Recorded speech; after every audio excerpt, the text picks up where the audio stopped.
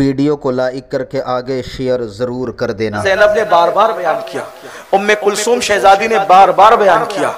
और इसी तरीके से आपको और हैरत होगी कि सामने की तरफ जो दुश्मनों के साथ आए थे लेकिन इमाम की करामतें देखकर लड़े नहीं बल्कि दबक कर छुप गए थे, उन्होंने भी ये मनाजिर बयान किए। हमीद इब्ने मुस्लिम ने कई रिवायतें बयान की। अब लोग कहते हैं कि दुश्मन की रिवायत कहाँ काबिल कबूल होगी। हमने कहा दुश्मन अगर मुखालफत में करे तो कबूल नहीं होगी, लेकिन दुश्मन अगर किसी के बहादुरी का किस्सा सुनाए तो फिर वो कितना मोतेबर होगा। ये बात होती है ना, बात तो ये होती है, क्योंकि बहरहाल सबके नसीब है, कोई किसी की तारीफ करता है, कोई किसी की तारीफ करता है, छोड़िए उनको उनके हाल पे छोड़िए। अल्लाह का शुक्र है कि अल्लाह ताला ने हमें जो है वो अहलुल बैत की, असहाबे रसूल की, अंबिया की, औलिया की तारीफ करने की तौफीक अता फरमाए। अल्लाह बस इस तारीफ को कबूल फरमा ले। तो गाजी ने जो है वो तलवार चलाई और तलवार चलाने के बाद बहुत मुकाबला किया। जब मुकाबला किया तो पीछे से आए और गाजी अब्बास के एक हाथ पे हमला किया। उन्होंने मशकीज़ा तो उस हाथ में था ही, तलवार भी उस हाथ में पकड़ी और फिर तलवार पकड़ करके मशकीज़ा और तलवार साथ लेकर जंग की। दूसरे हाथ पे वार किया, दूसरा हाथ कटा, मशकीज़ा मुंह में दबाया, दांतों में। जब मशकीज़ा दांतों में दबाया तो उन लोगों ने कहा कि मशकीज़े पे तीर चलाओ, और जब मशकीज़े पे तीर चलाया तो तीर मशकीज़े को चीरते हुए हज़रत गाजी के मौला अब्बास के सीने में पेवस्त होना शुरू हुए। और पेवस्त होना शुरू हुए तो एक तीर सर की तरफ चला और गाजी पर गशी की कैफियत तारी हुई। बस जब गशी कैफियत तारी हुई तो फूट फूट के रोने लगे। इस पर के पानी ले जाने में कामयाब न हो सका। फुरात से थोड़ी सी दूर पर यह जंग हुई और गाजी वहीं पर घोड़े से जमीन पर आए, आवाज लगाई, मौला मेरी मदद कीजिए। इमाम अली मकाम ये मंजर खैमे के दरवाजे से देख रहे थे। जब देखा कि गाजी जमीन पर आए हैं तो घोड़ा दौड़ाते हुए वहां तक पहुंचे, और जब वहां पहुंचे तो दुश्मनों को हटाया। हटाने के बाद गाजी को अपनी गोद में लिया और गोद में लेने के बाद तीर निकाला सर से और चेहरे पर हाथ फेरा। चेहरे पे हाथ फेरा तो ठंडक हाथों की पाकर आपने आंख खोली तो अपने आप को इमाम अली मकाम की गोद में पाया। और जब इमाम अली मकाम की गोद में पाया तो गाजी ने आंख खोली और खोल के मुस्कुराए और मुस्कुरा के कहा कि मैं फातिमतुज़ ज़हरा की दुआओं से पैदा हुआ था और सैयदा ने मेरे लिए इसलिए दुआ की थी मेरी पैदाइश की, ताकि मैं करबला में आपके काम आऊं। उसका वाकया यह है कि जब सैयदा फातिमतुज़ ज़हरा दुनिया से तशरीफ ले जाने लगी थी तो मौला अली को आखिरी मुलाकात में कहा था, अली मेरे बाद तुम किसी न किसी बीवी से निकाह तो करोगे। इस रिवायत को सरकार नज़मी ने अपनी किताब में लिखा, जिसका मफ़हूम मैं पेश कर रहा हूँ कि अली मेरे बाद किसी न किसी औरत से तुम निकाह तो करोगे। मेरी मौजूदगी में तुमने निकाह नहीं किया लेकिन मेरे बाद तो करोगे। मौला अली को ख्याल आया कि अगर मैं हाँ कर दूं तो ये जाते जाते दिल को तकलीफ न ले जाए, तो चुप रहे। अली कहो ना मेरे बाद निकाह तो करोगे, लेकिन मेरी वसीयत है जब मेरे बाद निकाह करना तो किसी बहादुर औरत से करना निकाह, बहादुर घराने की बहादुर औरत से निकाह करना। मौला अली ने कहा, सैयदा अब तक तो खूबसूरती और नसब और ये सारी चीजें देखकर निकाह होते, ये अजीब सी शर्त नहीं है कि बहादुर औरत और बहादुर घराने की औरत से निकाह करना, इसका क्या मतलब है? तो तब सैयदा ने कहा, मौला अली से मेरे सरताज, जब मेरा हुसैन करबला में होगा मैं भी ना रहूंगी, आप भी ना रहेंगे, हसन भी ना रहेंगे, बहादुर औरत और बहादुर घराने की औरत से निकाह करोगे तो अल्लाह उसको बेटे देगा और उसके बेटे भी बहादुर होंगे और बहादुर बेटे करबला में मेरे हुसैन की मदद करेंगे। इसलिए बहादुर से निकाह। तो मौला अब्बास ने कहा इमाम अली मकाम से, मौला आपकी अम्मी की दुआ से मैं सैयदा की दुआ का नतीजा हूं मैं, और उन्होंने इसीलिए हमारे लिए दुआ की थी कि हम आपके काम आए। आप हमसे खुश हैं, राजी है मौला? इमाम ने कहा, रो कर कहा, हम राजी हैं, मेरी कुछ वसीयतें मौला, उसको सुन लें।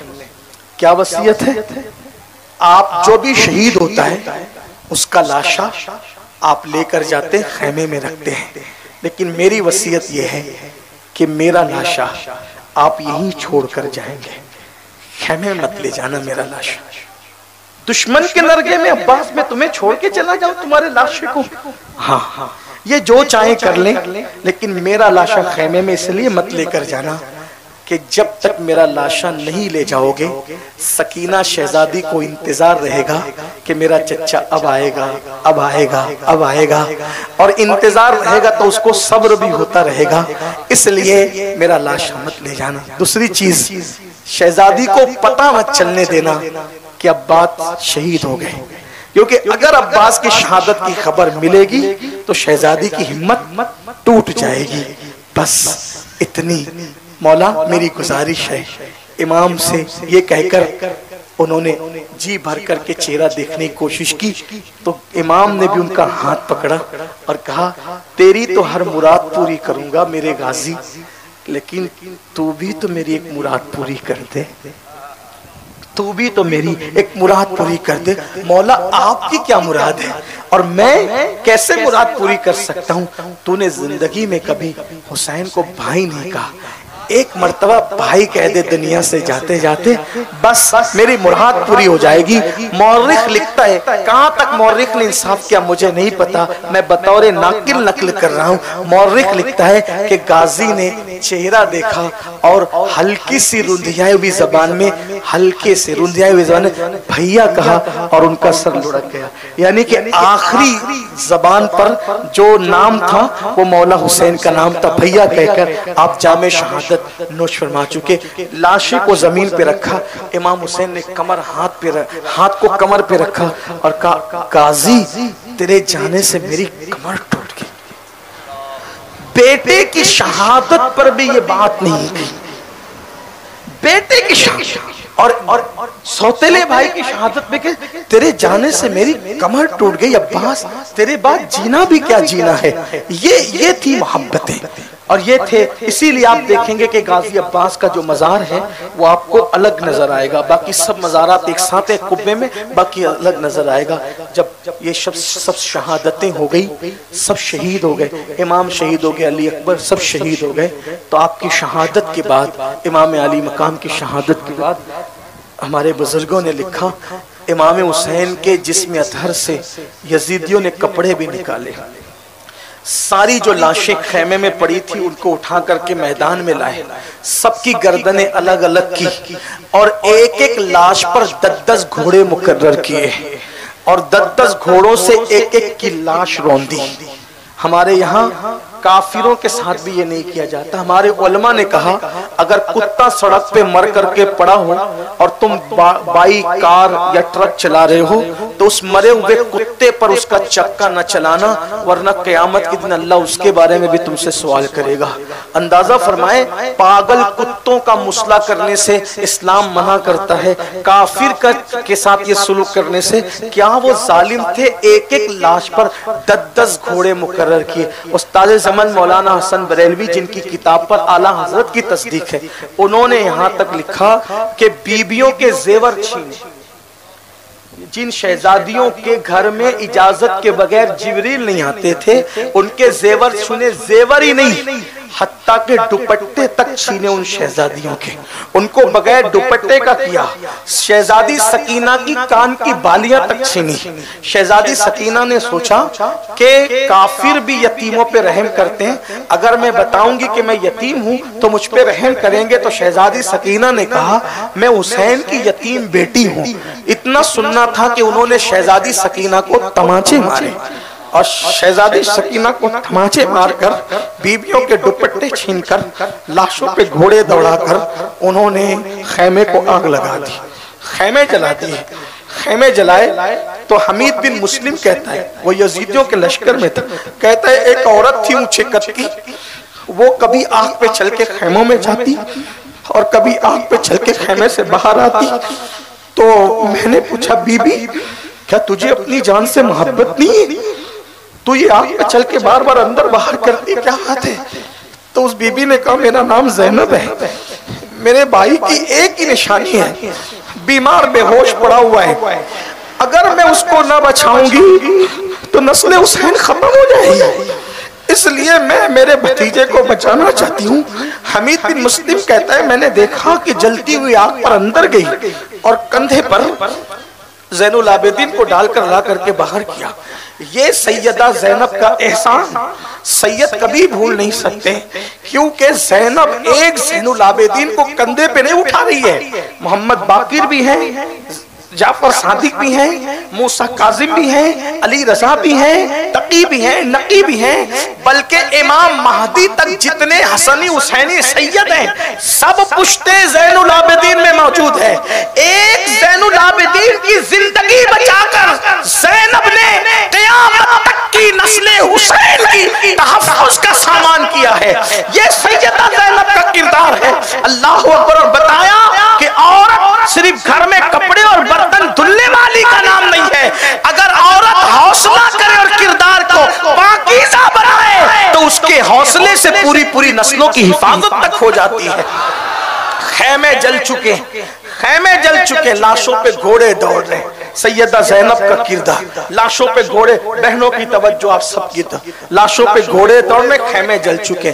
बयान करने वालों ने बयान किया, सूरज को गहन लग गया, तारे आपस में टकराने लगे। इमाम बहकी लिखते हैं कि 7 दिन तक आसमान से बारिश बरसी, खून की बारिश। अगर ये कह ले उसको दूसरे अल्फाज में कि आसमान भी खून के आंसू रोया। बैतुल मुकद्दस और जहां से पत्थर हटाया जाता उस दिन ताजा खून निकल आता। लेकिन करबला में क्या हुआ? घोड़े दौड़ चुके लाशों पर और लाशें कट गई, कटे पिटे टुकड़े पड़े हुए, खैमे जल चुके। ऐसे में बीबियां रो रही खुले आसमान के नीचे। सैयदा ज़ैनब बीबियों से कहती, बीबियां, ऐ नबी के घर की बहुओं, नबी की बेटियों, नबी की नवासियों, नबी की पोतियों, बहुत रो चुकी हो, बहुत रो चुकी हो, और जितना रोई हो इससे ज्यादा रोना अभी बाकी है। अभी बहुत रोना है तुमको, बहुत रुलाया जाएगा।